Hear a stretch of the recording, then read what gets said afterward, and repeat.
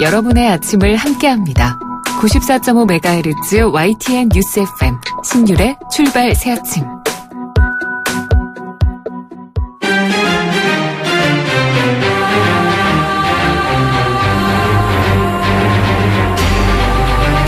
매일 아침을 뉴스로 깨웁니다. 신율의 출발 새아침. 미국이 주한 미국 대사로 빅터 차 조지타운대 교수로 내정했다고 로이터 통신이 보도했습니다. 빅터 차 교수, 들어보신 분들은 많이 들어봤다, 낯설지 않다 이런 생각을 하실 텐데요. 대북 정책에 있어서 상당히 강경한 입장을 가지고 있는 매파로 알려지고 있는 인물입니다. 지금 미국이 북한을 어떻게 생각하고 다루려고 하는지를 간접적으로 알 수 있는 부분인데요. 트럼프 대통령도 미국은 지난 25년간 북한과 대화를 해왔고 북한에 터무니없는 돈을 지불해왔다면서 북한에 강경한 방식으로 대응할 것이 예고했죠. 자, 다시 말해서 대화 무용론 쪽으로 미국 정부가 돌아서고 있는 것 아니냐, 이런 관측이 나오고 있는데요.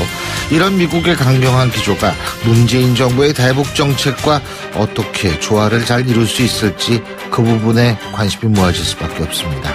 신율의 출발 새 아침, 오늘 순서 시작합니다.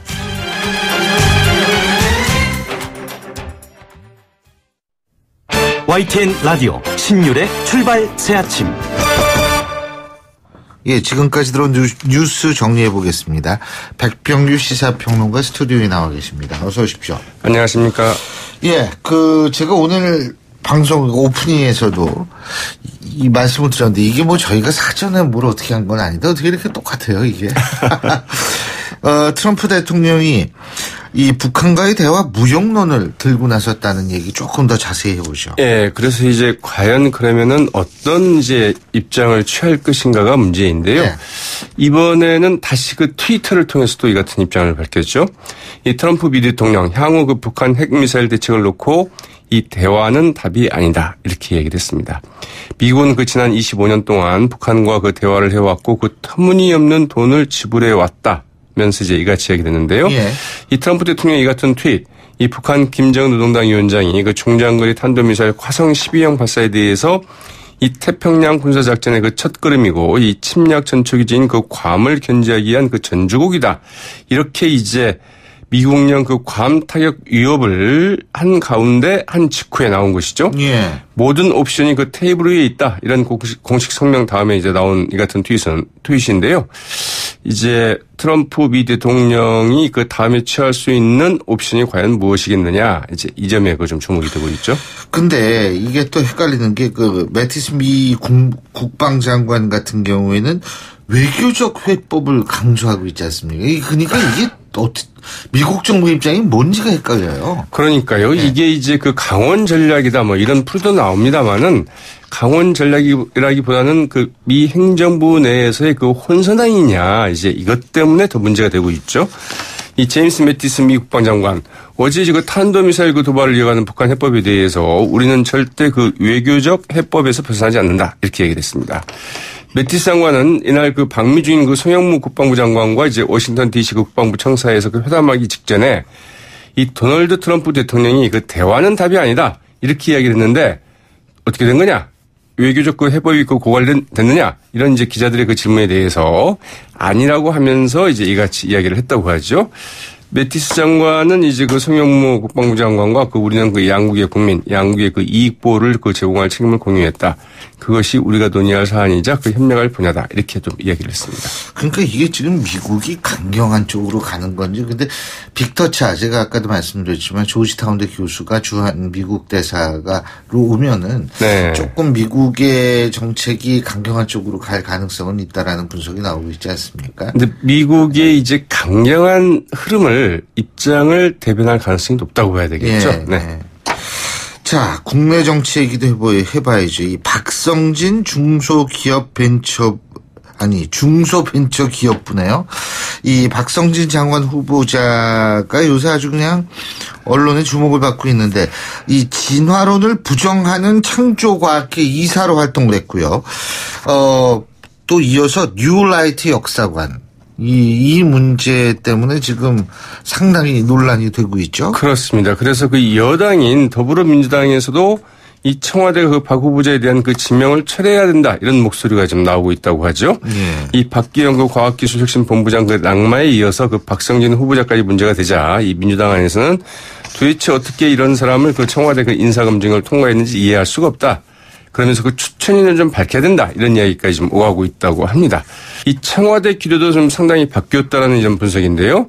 이 박 후보자가 그 지난해 그 재직 중인 그 포항공대 그 학과 세미나에서 1948년 대한민국 건국을 그 주장하는 그 대표적인 그 류라이트 계열 학자인 그 이영훈 전 서울대 그 경제학과 교수를 그 초청한 사실, 그리고 학교에 제출한 연구 보고서에서 이승만 독재를 좀 옹호한 사실이 알려지면서부터인데요. 이 청와대는 어제 그 인사청문회에서 그 본인이 그 충분히 소명할 기회를 갖도록 하겠다. 이런 공식 입장을 이제 그 발표하긴 했지만 내부에서는 이대로는 그 청문회 통과가 좀 어려운 것 아니냐 이런 비관론도 나오고 있다고 합니다. 이 국민의당과 그 바른정당, 정의당 등 그 야3당도 지명 철회를 요구를 했는데요. 다만 그 자유한국당은 아직은 아무런 그 논평을 좀 내놓고 있지는 않습니다. 이 박성진 그 장관 후보자도 어제 아무런 해명 없이 하루를 좀 보냈는데요. 오늘 이제 어떤 해명을 내놓을지 아니면 청와대가 그 어떤 조치를 취할지가 좀 주목되고 있습니다. 근데 제가 이제 항상 하는 얘기지만 이 어떤 장관 후보자를 내놨을 때에는 그 추천인 실명제 있죠. 누가 추천을 했다. 이거 제가 예전 정권부터 이거 해야 된다라고 주장을 했었거든요. 제가 볼 때는 그래야지 책임을 좀 지는 모습을 보이지 않을까 이런 생각도 들어요. 아무도 뭐 추천을 안 하면 어떻게 하죠? 추천을 안 하는데 그럼 자천으로 되는 수도 있겠죠. 물론. 네. 아이고. 근데 이게 참 인사 때 이런 문제들이 많이 발생하니까. 자, 그리고 어제 법원이 원세훈 전 국정원장에 대해서 국정원법, 선거법 이 두 가지를 모두 위반했다. 그래서 유죄로 인정을 해서 4년형을 선고하고 법정 구속을 하지 않았습니까? 그죠? 다시 구속이 됐죠. 예, 예, 그렇죠. 이 세 번째 구속이 된 건데요. 이에 따라서 그 앞으로 그 국정원의 그 민간인 그 댓글 공작팀 운영에 대한 그 검찰 수사가 이제 어떻게 전개가 될 것인지가 주목이 되고 있습니다. 네. 이명박 정부 때의 그 청와대를 이제 정조준하느냐 이게 좀 주목이 되고 있는데요. 이번 사건의 그 핵심으로 꼽혔던 그 불법 선거 개입 혐의가 그 인정된 만큼 이 국정원 지시에 따라 움직인 민간인 그 여론조작팀의 그 팀장들도 같은 혐의로 처벌받을 가능성이 좀 커졌다. 이런 관측이 나오고 있고요. 이와 함께 그 어떤 형태로든 그 이를 총주의한 원세훈 전 원장의 그 책임을 다시 물을 수밖에 없기 때문에 검찰에서는 그 최근 그 확보한 증거를 바탕으로 해서 원세훈 전 원장에게 그 직권 남용뿐만이 아니라 그 횡령 등 다른 혐의를 그 적용해 추가 기소를 할 것이라는 이런 관측도 나오고 있고요. 이와 함께 네, 이명박 정부의 그 청와대와의 그 커넥션, 즉 청와대를 그 정조준하지 않겠느냐 이런 관측도 같이 나오고 있습니다. 예, 그 국정원 거기 그 뭐라 그러죠? 그 원운이라고 하죠. 그게 자유와 뭐에 대한 헌신이 무명의 헌신이죠. 네. 그렇습니다. 근데 이게 제가 볼 때 이 정권에 대한 무명의 헌신을 강요하지 않았나 이런 생각이 들게 되는 부분이에요. 예. 자유한국당, 바른정당, 국민의당의 야3당 간 연대 통합 논의가 무성은 한데 이게 가는 게 쉽지는 않을 거예요. 그 내년 지방선거 때문에 그러지 않겠습니까? 그래서 좀 너무 좀 논의가 좀 빠른 것 아니냐 이런 얘기가 좀 나오고 있는데요. 한국당의 그 정진석 의원과 그 바른정당의 그 김무성 의원이 그 주도하는 초당적 모임이죠. 그 열린 토론 미래 어제 그 국회의원회관에서 그 첫 토론회를 가졌는데요. 한국당에서 20명, 바른정당에서 12명의 의원이 참석을 했습니다. 꽤 많이 참석을 했죠. 네. 이 김무성 의원 그 토론회 후에 기자들과 만나서 이 당내당 통합까지 그 염두에 두느냐 이런 질문에 대해서 그런 고민도 많이 하고 있다. 논의를 활발히 진행 중에 있다 이렇게 얘기를 했고요. 예. 비슷한 시각에 그 바른정당의 그 바른비전위원회 어제 그 여의도 그 당사에서 그 토론회를 가졌는데요. 이 국민의당과의 그 정치개혁 연대를 이제 집중 논의를 했습니다. 바른비전위원회의 그 위원장인 그 하태경 최고위원은 어느 당과도 그 합당은 없다 이렇게 좀 선을 그었지만 국민의당 그 안철수 대표 체제가 그 확정된 뒤에 당 최고위에서 합의한 것이 이 국민의당과의 그 정치개혁 연대 추진이다 이렇게 얘기를 했고요. 자유한국당의 그 정우택 원내대표, 바른정당의 그 주호영 원내대표, 최근 그 내년 지방선거를 앞두고 이 수도권 지역 3당 공천 연합이 필요하다. 이제 이런 입장 각각 내놓기도 했었죠. 예, 오늘 말씀 여기까지 듣죠. 고맙습니다. 네, 고맙습니다. 예, 지금까지 백병규 시사평론가였습니다.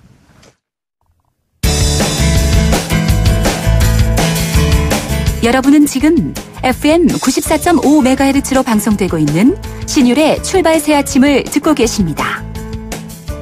의견 주실 분은 짧은 문자 50원, 긴 문자 100원의 이용료가 드는 휴대전화 문자메시지 우물정 0945번으로 의견 남기실 수 있습니다.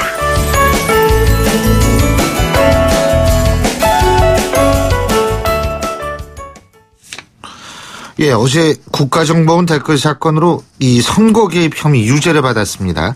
원세훈 전 국정원장.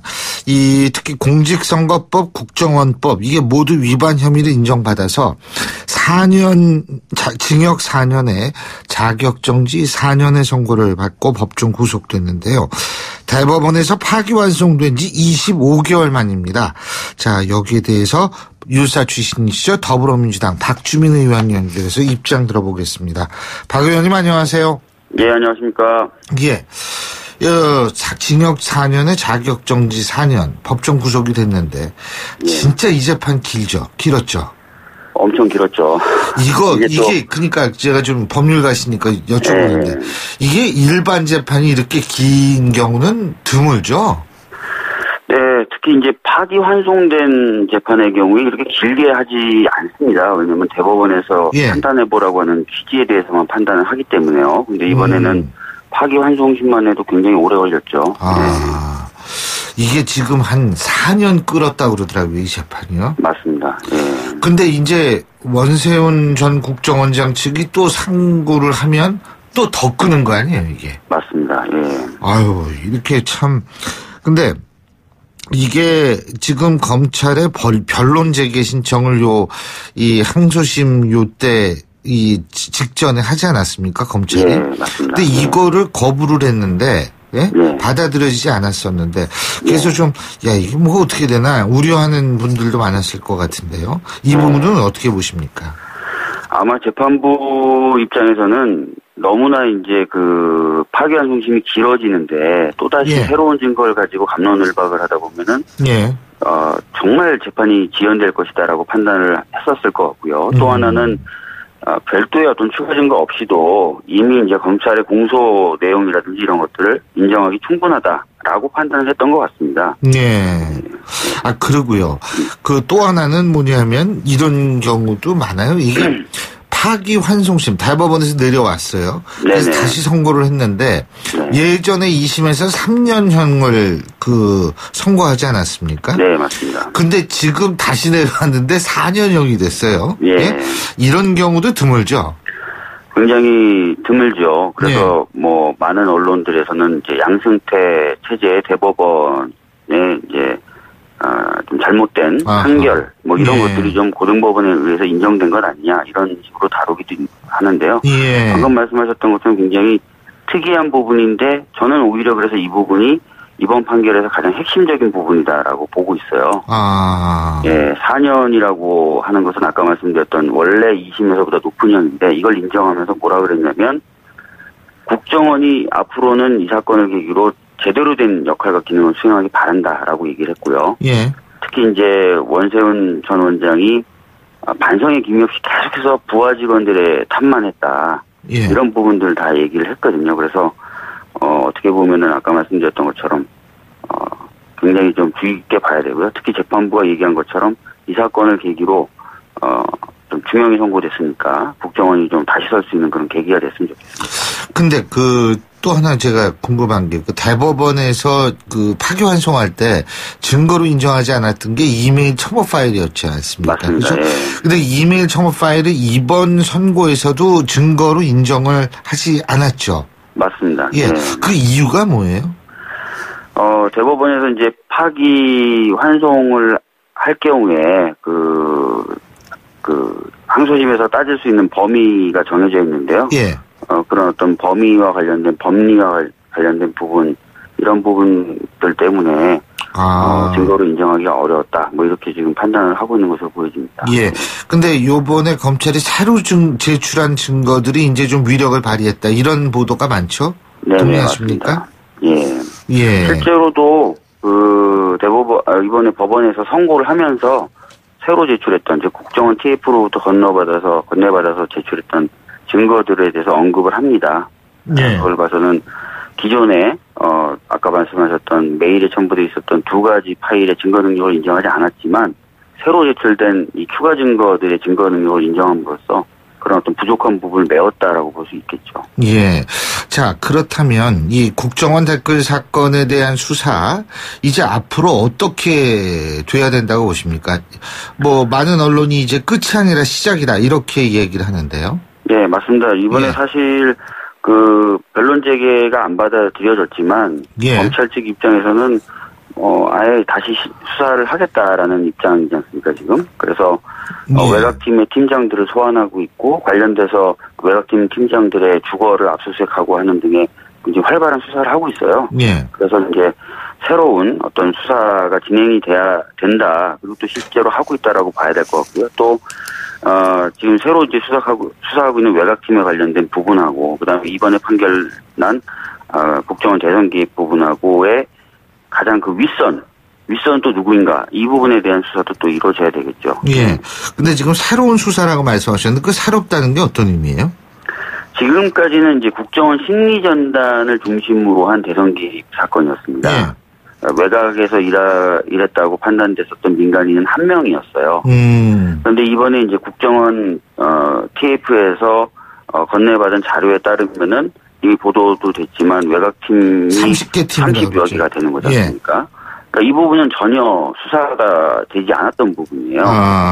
그래서 그러니까 이 부분에 대한 수사를 해야 된다 이 말씀이시죠? 새로운 수사가 되는 것이고요. 또 하나는 이 국정원 대선 개입 사건의 경우에는 청와대가 어떤 식으로 개입했는지라든지 이런 부분도 제대로 수사가 안 됐었던 부분입니다. 그러니까 이제 이 부분도 새로운 수사라고 봐야 되는 것이죠. 그러니까 30개 팀에 대한 수사와 청와대와의 관련성에 대한 수사 이 두 가지 방향으로 나아가야 되는데 이런 말씀이시네요. 그렇죠? 맞습니다. 근데 지금 뭐죠? 횡령 혐의도 원세훈 전 원장에 대해서 추가로 적용할 움직임인데 이게 바로 새로운 수사와 연관이 돼 있는 거죠. 그죠? 아무래도 그렇게 보여집니다. 국가에서 이제 지정된 여러 예산들을 불법적인 용도로 썼다면 그건 일종의 또 횡령이 될 수도 있는 것이거든요. 그러니까 이제 그런 부분을 좀 보겠다라고 생각됩니다. 아니 근데 지금 이렇게 많이 횡령까지 이제 혐의가 더 덧붙여지면 형량이 더 플러스가 되는 거죠, 그러니까. 지금 이제 이 대선 개입 사건 관련돼서 이제 나중에 이제 대법원에 한 번 더 가겠죠. 거기서 이제 확정 판결이 나오게 된다면은. 그 확정 판결하고 새로 이제 수사돼서 기소돼서 재판받는 것은 이제 경합범 관계가 되면서 그 새로 재판받는 범죄의 경우에는 이제 가중처벌을 하게 됩니다. 근데 문제는 가중처벌하게 돼서 이제 판결이 나온다 하더라도 그것을 그냥 단순하게 합산을 해서 징역을 세우는 게 아니라 이미 이제 형을 살았던 부분은 빼요. 그러니까 이제 만약에 5년형을 선고했다 하더라도 이미 지금 판결 나온 이 대선 개입 사건으로 한 1년이나 1년 반을 산 상태에서 그 판결이 나오게 되면 그 기간을 빼고 이제 형을 집행하게 되는 거죠.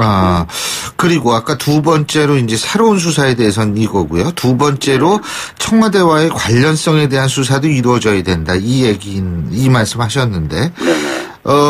지금 언론에서는 이제 MB를 향할 수밖에 없는 것 아닌가 이런 얘기가 나오는데 이 부분 어떻게 보세요? 저도 좀 그런 견해를 가지고 있습니다. 이렇게 말씀을 드리면 정치적인 공세다라고 하시는 분들도 있는데요. 일단 국정원법 4조가 국정원의 조직에 관련돼서는 다 대통령의 승인을 받도록 되어 있습니다. 그러니까 심리전단을 설치하고 심리전단의 숫자를 늘리고 이게 다 조직과 관련된 이야기죠. 그리고 외곽팀을 설치했다. 이것도 조직과 관련된 이야기입니다. 요거는 법에 따라서 무조건 대통령의 승인을 받도록 되어 있어요. 그러니까 이런데 대통령이 관여를 안 했다. 이건 법 자체를 위반했다는 얘기가 되는 거예요. 그렇기 때문에 이런 부분을 한번 봐야 되고요. 두 번째는 또 청와대에 보고됐었다는 문건들이 발견된 거지 않습니까? 2040 시대가 정부에 대해서 어떤 불만을 갖고 있는지를 조사한 보고서가 청와대에 보고됐다라고 이미 확인이 됐고, 그 다음에 SNS에서의 여권의 장악력을 높이자라는 문건도 청와대에 보고됐다라고 이미 확인이 됐습니다. 그렇다면은 이미 관련된 여러 가지 작업들이 청와대와 의사소통 하에 이루어졌다는 것을 또 보여주는 것이거든요. 그리고 무엇보다도 국정원은 대통령 직속기구이고요. 그리고 원세훈이라는 분이 사실은 이명박 전 대통령의 오른팔이에요. 예. 그렇기 때문에 이런 어떤 직제라든지 인적인 관계를 봐서라도 충분히 보고 승인 뭐 이런 절차들은 이루어졌을 것이다라고 보는 것이 오히려 합리적이라고 생각합니다. 근데 저희가 얼마 전에 이재호 늘 푸른 한국당 대표하고 인터뷰를 했었거든요. 근데 이제 대표적인 친이기 아니겠습니까, 이분이? 네. 근데 이분 얘기는 MB가 뭐 그렇게 소소한 문제를 직접 관여했겠느냐 이런 취지의 말을 했거든요. 예? 네. 이거 실무자들이 알아서 했을 것이다 이런 얘기인데. 이제 아까 말씀드렸던 대로 조직 개편을 하려면 다 대통령의 승인을 거쳐야 되는 것이고요. 예.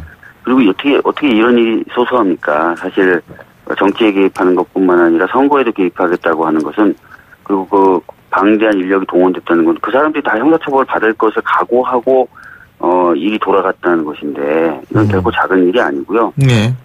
무엇보다도 예전에 이제 국정원 대선 개입 사건이 한창 이제 부각됐을 때 뭐 군 사이버 사령부라든지 뭐 기무 사령부라든지 이런 쪽과의 인적 교류라든지 이런 부분도 언급된 적이 있었어요. 예. 그렇다면은 사실 좀 더 윗선에서 뭔가 조직 개혁을 챙기지 않고서는 어렵다는 것을 방증하는 것이거든요. 예. 그런 부분까지 고려한다면은 저는 오히려 이명박 전 대통령이 이 부분에 대해서 어떻게든 관여했었다고 보는 것이 보다 더 합리적이지 않을까 이런 생각을 합니다.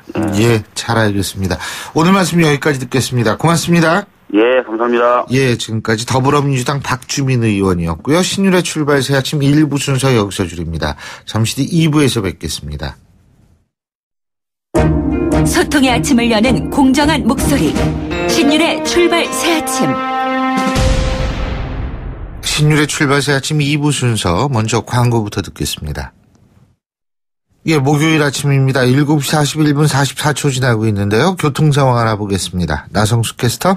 네, 서해안고속도로 목포 쪽으로 사고 있습니다. 서해대교 부근 278km 지점인데요. 1차로에서 사고가 있습니다. 현재 처리하는 작업 진행이 되고 있어서 1차로 이동 어렵습니다. 미리 차로 변경 주의해서 지나셔야겠고요. 그 이전으로는 8구 분기점에서 용담터널 비봉 부근에서는 4km 구간 정체입니다. 이어지는 서부간선도로 목동교에서 금천교까지 외곽으로 나가는 길 교통량 많이 늘었고요. 도심 쪽으로도 고척교에서 양평교까지 정체입니다. 올림픽대로 잠실 쪽으로 행주대교에서 여의도 구간 통과하는데 45분, 강변북로 구리 쪽으로는 행주대교에서 동작대교 구간 통과하는데 50분 가까이 소요됩니다. 신율의 출발 새 아침 교통정보였습니다. YTN 라디오 신율의 출발 새 아침. 예, 북한이 일본 상공을 가로지르는 중장거리 탄도미사일 도발을 감행한 이후에 이 문재인 정부의 대북 정책에 대한 야권의 비난 수위가 좀 거세지고 있는 상황인데요. 자, 국회 국방위원장이시죠. 바른정당의 김영우 의원 전화 연결해서 직접 입장을 들어보겠습니다. 김 위원장님, 안녕하십니까? 네, 안녕하세요. 김영우입니다. 예. 지금 일본 상공 통과하지 않았습니까? 네. 그러고서 김정은이가 하는 얘기가 태평양을 목표로 발사훈련을 많이 하겠다. 이런 얘기까지 했는데 현재 상황 어떻게 생각하고 계십니까? 지금 뭐 한반도 안보 상황 한마디로 말씀드리면은 살얼음판이죠. 최대 위기이자 최악입니다. 그리고 지금 김정은이 주도하는 김정은의 그 시나리오의 마지막 단계에 와 있다 이렇게 말씀드릴 수가 있고요. 예. 지금 이제 북한이 목표로 하는 것은 핵미사일을 실전 배치하는 거 아닙니까? 예. 그 김정은의 그 시나리오대로 지금 가고 있고요. 1년 안에 북한은 핵미사일 실전 배치할 겁니다. 최근에 방한했던 태평양 사령관 그 해리 해리스 사령관도 그런 얘기를 하더라고요. 제가 만났는데 예. 내년 말까지는 북한은 ICBM 완벽하게 갖추게 될 거다. 미국은 여기에 대비해서 지금 그 대비태세 갖추고 있다. 이런 얘기예요. 한마디로 말씀드리면은 정말 최대 위기다. 이런 말씀 드릴 수 있죠. 근데 그 미국의 입장에서 볼 때는 실전 배치가 되면은 이미 너무 늦었다라고 생각할 수 있는 상황이 아닌가 이런 분석들도 있는데 이 부분은 어떻게 보세요? 그래서 미국이 생각하는 건 그겁니다. 대화도 좋고 뭐 대북 유화 제스처도 좋은데 이런 외교적인 수단이 통하려면은 완벽하게 군사적으로 준비가 돼야 된다. 이 군사적인 대비태세 없이 그냥 대화를 제기하는 거에 그 허무 맹랑함, 공허함 이거를 많이 강조하더라고요. 그리고 이제 여러 가지 외교적인 노력을 하죠. 미국도 중국도 압박을 하고 있고 계속해서 하고 있습니다. 그런데 다만 이제 문제는 우리 정부죠. 우리 정부다. 근데 우리 정부 얘기하기 전에 제가 좀 여쭤볼 게 트럼프 대통령이 이런 얘기했잖아요. 미국은 지난 25년간 북한과 대화를 해왔고 북한에 터무니없는 돈을 지불해왔다. 이 얘기는 결국은 대화 무역론으로 이해할 수 있는 부분이 많이 포함이 되어 있는데 근데 또 국방장관은 외교적 해법을 얘기하고 이거 미국이 이렇게 이거 어떻게 봐야 돼요? 지금 이렇게 김정은의 그 노림수, 김정은의 그 시나리오가 먹히는 게, 김정은이 지금 목표로 하는 것은 한미 동맹을 사실 가장 두려워하는 거거든요.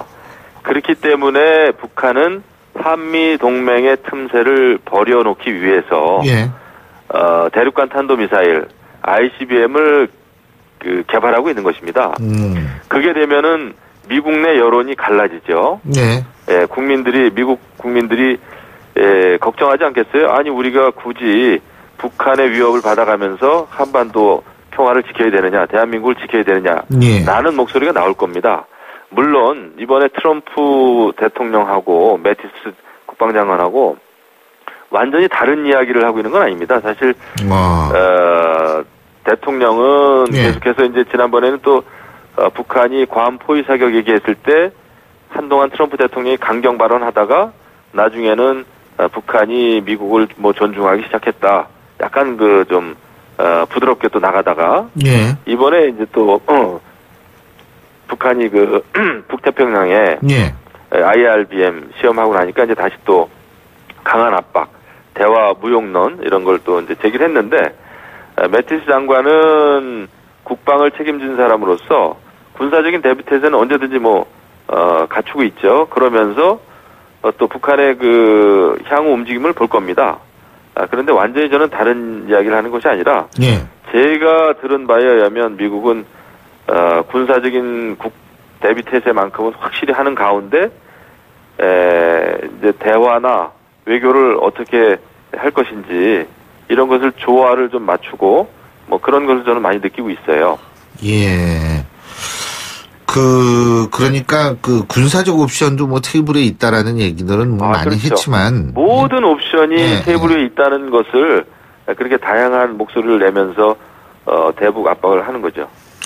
자, 근데 이제 우리 정부 아까 말씀하셨는데 문재인 대통령 강력한 대북 응징 능력을 과시해라 이렇게 지시를 했고 아베 총리하고 통화를 할 때에는 이 극한까지 대북 제휴 수위를 높이는데 인식을 같이 했다. 지금 이렇게 얘기를 하는데 이런 대응은 어떻게 평가하십니까?